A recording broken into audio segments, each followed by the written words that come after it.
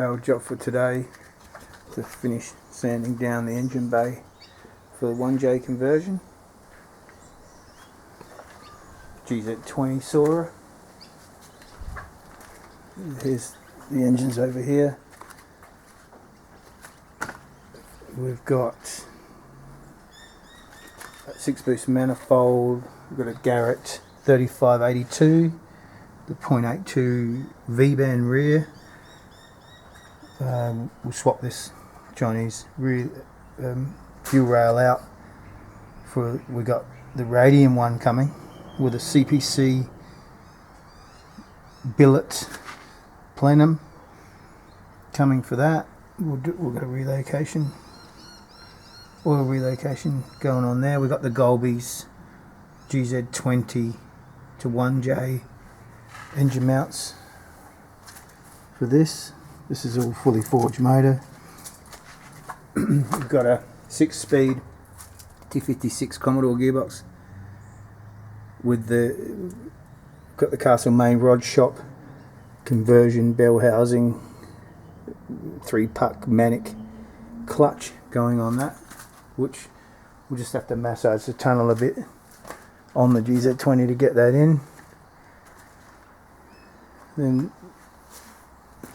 we're doing a bit of work on the gz10 soarer, which you guys didn't see the build. 3RZ, full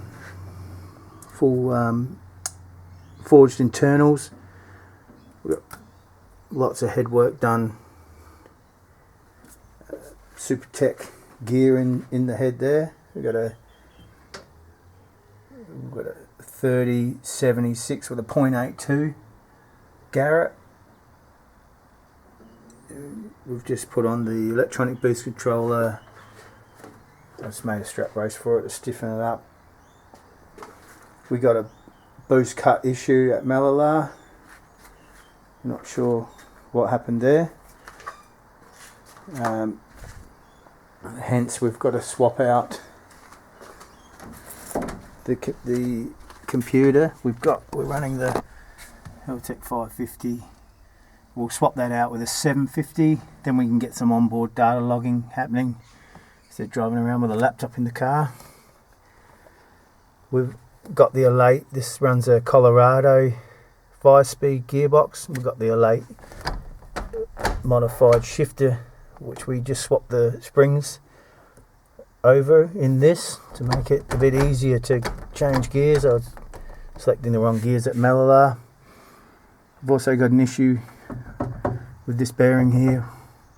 Tried to get another column, adjustable mech column set up. It's quite hard to find, so we'll probably just, I've got some numbers off of this bearing here, so I think we'll just try and pop this bearing out and try and get rid of this play, because under brakes it had a lot of vibrations happening there. It runs a Willwood dual master setup with the adjustable brake bias setup, so we can play around with the brakes a fair bit.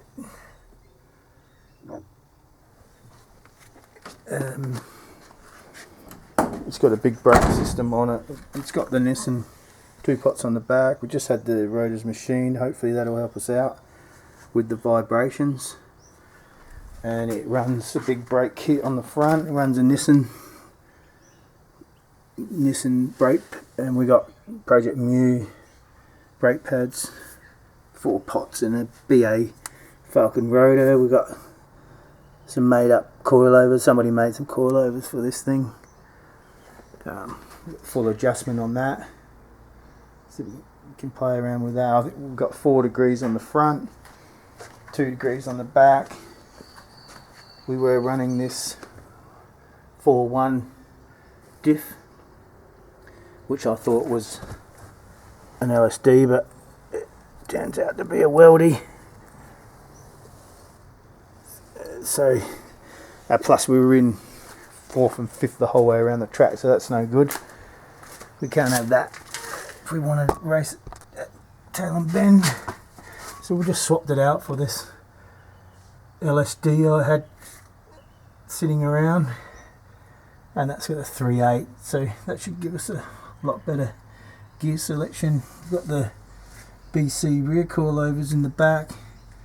We've got a lot of adjustment, 3 points of adjustment now with the welding, Raptor welding kit, which we got from New Zealand, and we welded that in on the subframe. Now we've got camber, caster, and we've got another adjustable arm in there that we made, so we can pull on the suspension quite a bit. We've only got 2.5 inch exhaust. We've got to swap that out with a 3, but it's not restricting power at the moment. 555 newton meters of torque at 280 rear wheel kilowatts on the dyno, and that was done at Faust Tune. Thanks, Clint. But yeah, we'll swap that 550 out for a 750, and then we can work out what's going on with our boost cut issue. So yeah, we've got a bit of work to do. So yeah.